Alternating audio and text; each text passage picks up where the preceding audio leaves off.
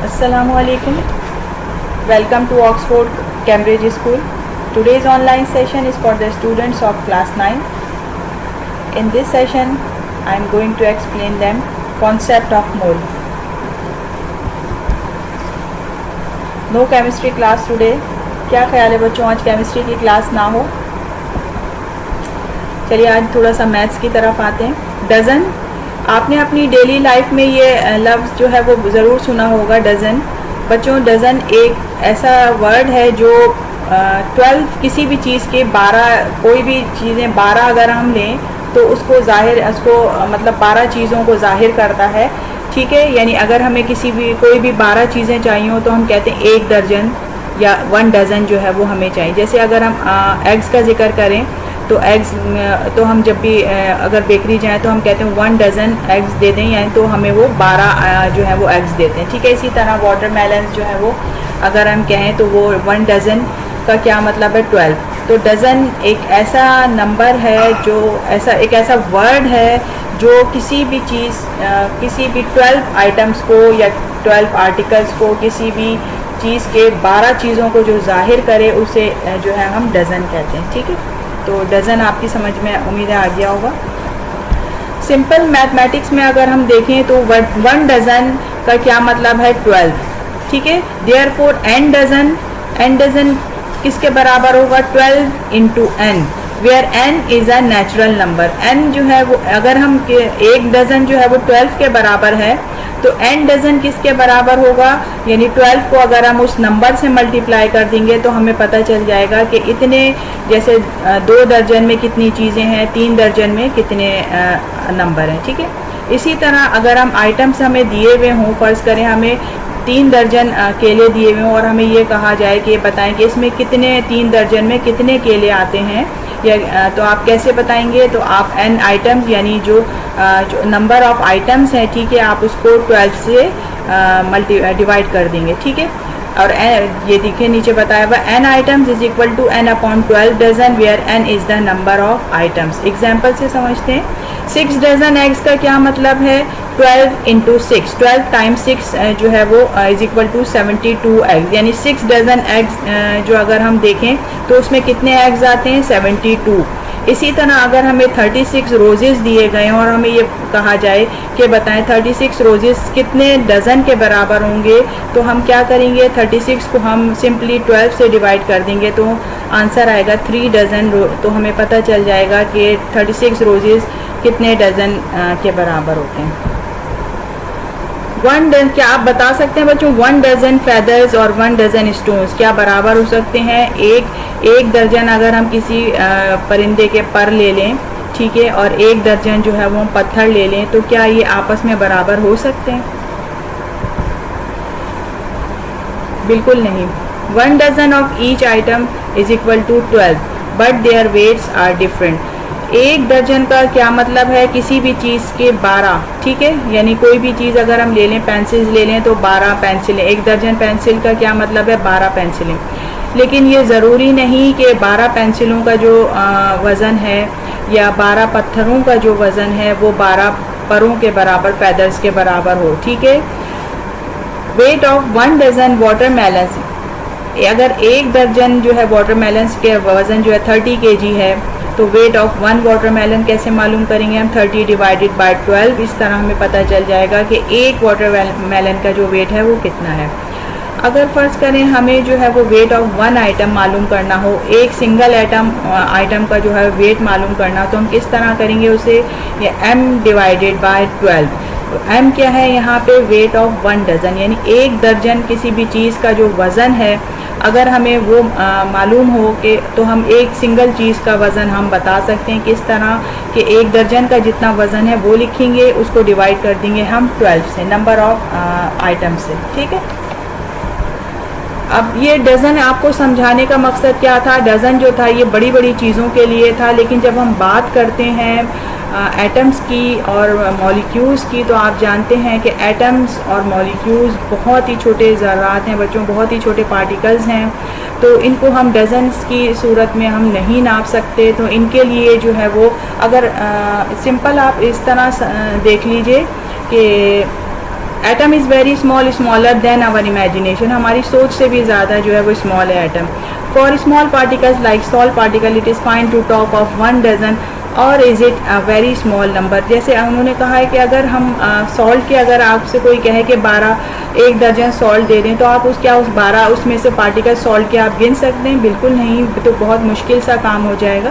ठीक है, तो इसी तरह जो है वो एटम्स, मॉलिक्यूल्स और इलेक्ट्रॉन्स को जो है वो मेजर करने के लिए जो है वो साइंटिस्ट ने जो था वो एक नई जो थी उन्होंने यूनिट जो था वो दरियाफ्त किया, क्यों, और उसको जो था वो इन्होंने मोल का नाम दिया। ठीक है,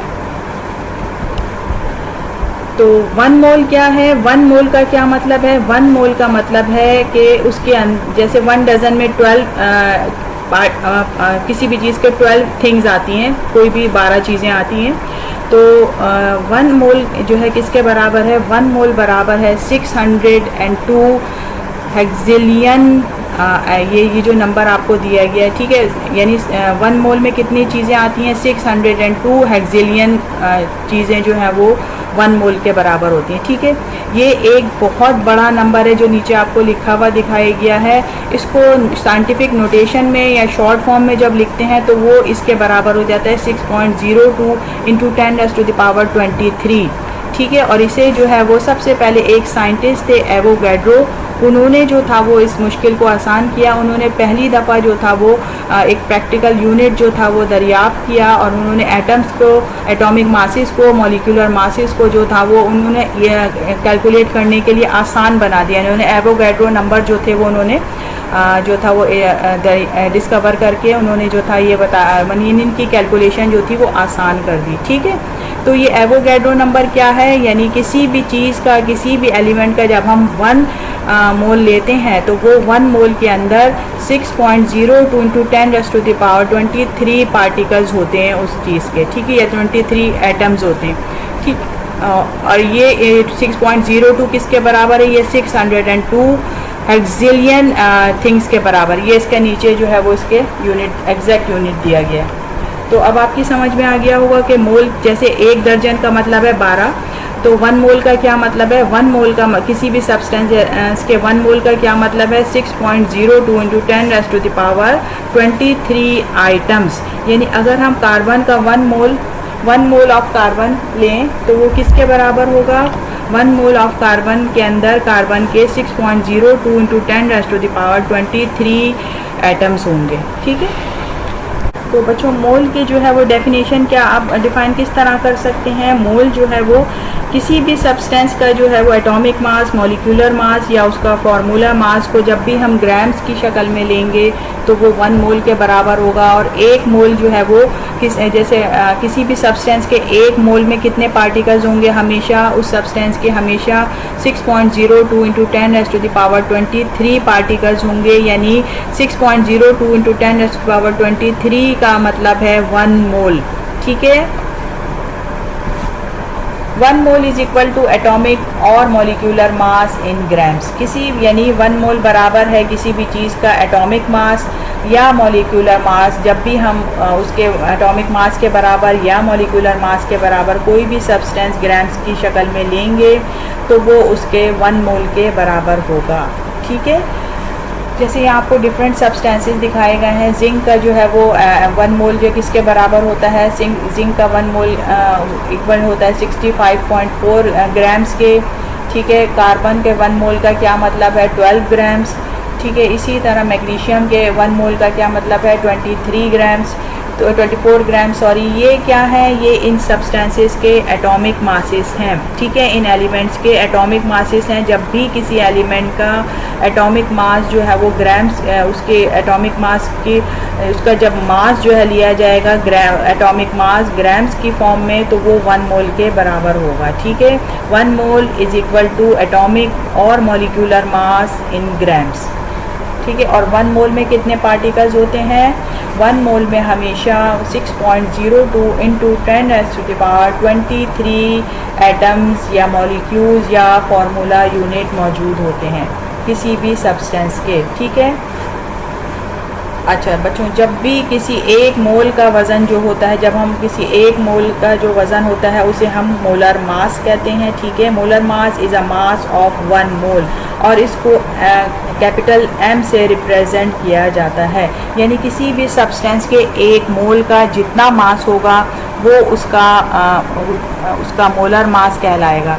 जैसे कार्बन के अगर हम 12 ग्राम्स लें तो कार्बन का एटॉमिक मास 12 है। अगर हम कार्बन के 12 ग्राम्स लें, ठीक है, तो वो किसके बराबर होंगे? 12 ग्राम्स ऑफ कार्बन किसके बराबर होंगे? 1 मोल के। इसी तरह अगर हम 24 ग्राम्स ऑफ कार्बन लें तो वो 24 ग्राम्स का क्या मतलब है? 2 मोल्स ऑफ कार्बन, ठीक है। तो यानी किसी भी सब्सटेंस के एटॉमिक मास या उसका जो है वो मॉलिक्यूलर मास ग्राम्स की फॉर्म में जब भी हम लेंगे, ठीक है, तो वो उसके 1 मोल के, हम उसे हमेशा 1 मोल कंसीडर करेंगे, ठीक है।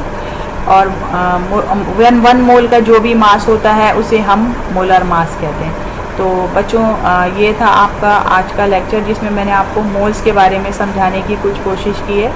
उम्मीद है कि आपकी समझ में आया होगा, क्योंकि ये एक बहुत इम्पॉर्टेंट टॉपिक है। अक्सर बच्चे जो हैं वो इसमें गलतियाँ कर जाते हैं। उम्मीद है कि आपकी समझ में आया होगा। ओके, अल्लाह हाफ़िज़।